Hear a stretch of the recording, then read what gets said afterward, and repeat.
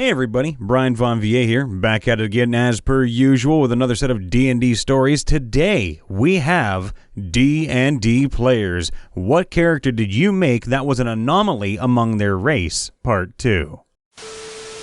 Once I made a Minotaur druid whose whole story was that he had once been a young, brash, and prideful general in a Minotaur labyrinth underground city, but had gotten people close to him killed through his hot-headedness and pride. In remorse, he exiled himself from the city and ended up wandering the forest, where nature spirits eventually taught him how to overcome his anger and hubris through meditation and focus on the earth, which symbolized humility and staying grounded. I played him very calm, meditative, and spiritual. Although his self-journey was far from complete, and if you pushed him too far, he'd slip back into moments of bloodlust. My fellow players were very confused why I wasn't acting the way they imagined a Minotaur would play. But I was inspired by the Tauren in World of Warcraft and attempted to blend the two concepts a bit. His chosen druid spells were all earth-themed, and at one point he meditated in a ravaged potato field and was granted the boon by the spirit of potatoes, which allowed him to restore extra health for every potato he ate. Unfortunately, the entire game petered out very quickly, and I didn't get to use him for more than 2 or 3 sessions. I'm considering turning him into an NPC for my own games at some point. A mummy monk named Min. He was created to serve a cult, but as a mummy, he outlived them, and was left on his own after 100 years, and he went on a soul-searching journey. He was a Sun Soul monk and wore a cloak and mask to hide his undead nature. He was cool and metaphorical because, as a monk, he used the power of his soul in combat, a soul he shouldn't have had as an undead. Not to mention, he used his soul energy to fire rays of radiant damage, something he himself was vulnerable to. He was stoic and a little standoffish, but never slept and served as the watchful guardian of the party. He even learned to love again, becoming a close father figure to an NPC orphan child the party adopted. Without question, it's my current sci-fi character, Tika. She is a 7'10" tall, koala-like alien whose race has symbiotic relationships with the local flora, kinda like dryads. She was abducted from her pre-industrial age home planet, experimented on, and then eventually freed and put into the galactic system as an immigrant. I have a million things I want to say about why she is my favorite, but I'll leave it at this. My group switched settings, overall pacing and game flow, and we've switched to mostly just focusing on building tight, real-feeling interpersonal relationships with our characters and the supporting cast. My character has gotten to organically open up about her trauma, how she misses her family, and how space life overwhelms her. Her growth in relationships with the other characters just feels more personal and real in a way that I've never felt in my 15 years of tabletop gaming. I'll now look back in another 15 years at the last 30 years of tabletop characters I've made, and I'll still think that Tika was something special.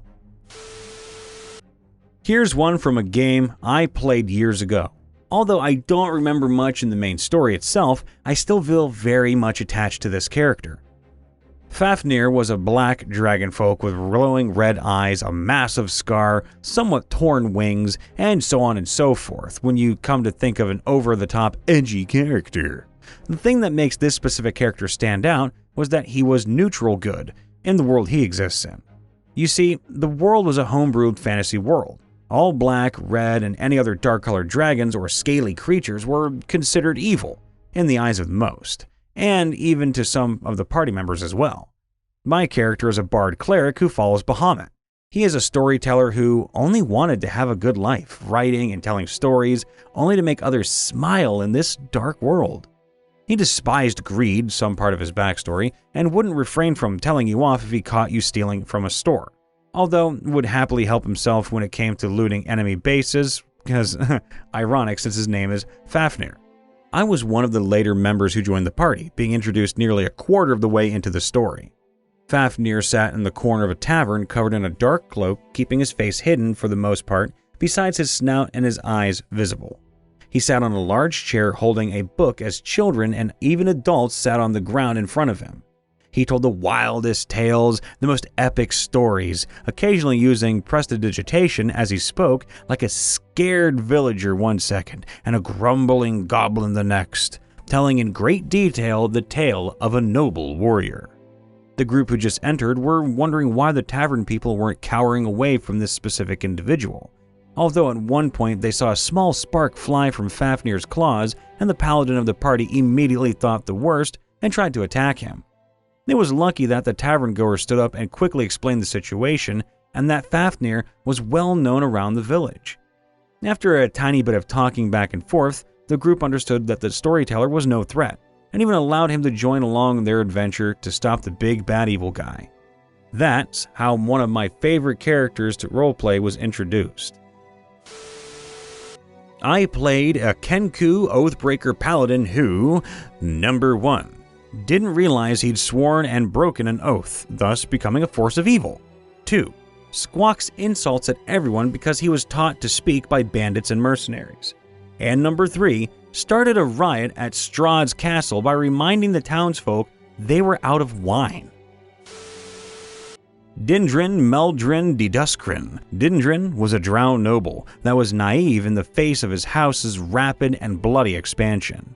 When he was dispatched to deal with a gnome settlement, he was horrified with what the warriors were doing, killing unarmed civilians and even children. Him and his bodyguard fled, killing a Drow soldier on the way out. He is haunted by the images he's seen, and he has since become a paladin.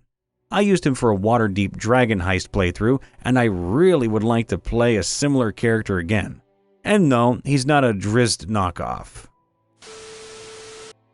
Eiter Corpusalo, half-elf ranger extraordinaire. Most half-elves? Gorgeous folk with willowy builds, socially graceful, and tend to embrace one half of their heritage. Eiter?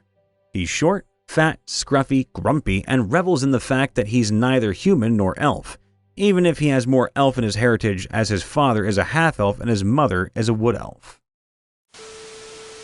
I played a secret dragon, a dragon that was stuck in human form for like 70% of the time, named Fanal Xarth Orn, or Girl of Ice and Silver, in a homebrew campaign. That's really flashy, I like it.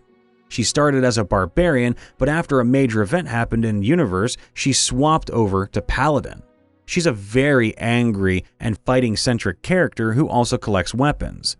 This is an anomaly mainly due to her silver draconic color, as silver dragons in most settings enjoy human company and collecting tomes and whatnot. If anything, she's acting more like a bronze dragon, since they typically collect weapons and are more a warrior merc kind of dragon. Not an anomaly due to my own backstory, but a DM decision. Balin the Unlucky was his name, my Dragonborn bard. In my DM's version of the Forgotten Realms, Dragonborns were exceptionally rare due to the events from 4th edition taking their homeland off their current plane of existence. Or so he tells me? I'm not researching anything regarding 4th edition. So right off the bat, he's an anomaly. But then the DM tells me to roll a d8 to determine lineage. I rolled an 8. He started laughing, but didn't say anything beyond that. I didn't find out until level 4 that he was a platinum dragonborn and would cycle through breath weapons with a random dice roll. Why platinum? Turns out, the DM decided with my roll of 8 that Balin was not just a platinum dragonborn, he was the platinum dragonborn. He made him the mortal avatar of Bahamut. Needless to say, that was one hell of a way to end a session. My current character, actually, I've always wanted to try out the secret changeling thing, like the secret dragonborn, so I am currently playing a human barbarian for a campaign with a modern setting. She's this really cute and positive girl who likes to play her electric guitar and sing metal songs. Her backstory is really sad though. The reason she's kind of an anomaly is because my barbarian is a changeling half-orc hybrid who looks suspiciously like Hatsune Miku, so she looks really weird when compared to regular changelings and half-orcs. Not to mention that she changes into a more orcish form when she rages in her true form, making her fucking terrifying. So yeah, her appearance made it really difficult for her to have friends or be accepted, which is why my PC has been in human form for several years. She just wants to be loved, man. so I hope that her party and at least some of the NPCs will accept this little goblin when she is finally revealed in-game. But so far, it's been fun to keep her a secret. Had a half-orc monk. His backstory? Well, he was defending his village from a raid, a stray bolt of chaos magic struck him in the head, effectively lobotomizing him.